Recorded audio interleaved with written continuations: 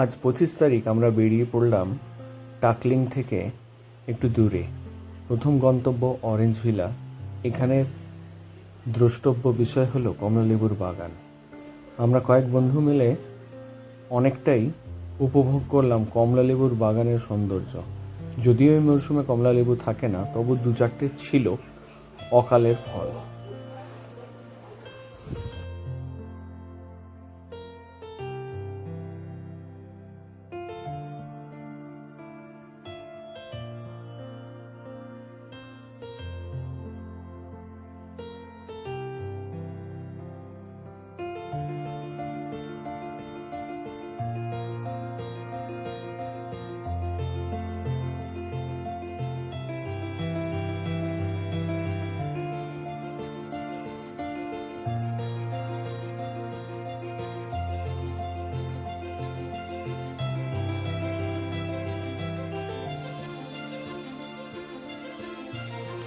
এর পরের গন্তব্য হচ্ছে লামাহাটা ইকো রিসর্ট।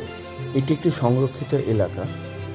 এই পাহাড়ের ঊর্ধ্বে একটি পুষ্করিণী রয়েছে, যেখানে আপনি 20 টাকা টিকিট মূল্যের বিনিময়ে এই ওপরে যেতে পারেন, কিন্তু হাঁটতে হবে আপনাকে অনেকটাই ওপরের দিকে যেতে হবে। সুতরাং একটু হালকা কিছু করে হাতে একটি জলের বোতল রেখে অবশ্যই উঠবেন। আমরা সব বন্ধু একে একে উঠতে লাগলাম। অনেকে তো পরিশ্রান্ত হয়ে নিচে বসেই রইল। তাদের পরিশ্রম কিনা, যদিও আমরা রিসেন্ট ট্রেক করেছি, তাই আমার আর অরিন্দমের একটা স্বাভাবিক একটা প্রবৃত্তি রয়েছে এই ধরনের আবহাওয়াতে নিজেকে মানিয়ে নেওয়া।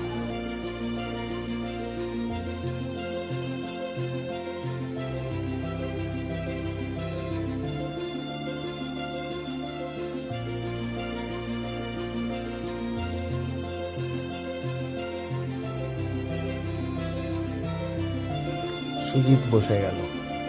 সে আর উপরে উঠতে চাইল না। সে বসে বসে বিশ্রাম নিল। আমরা গেলাম উপরের দিকে।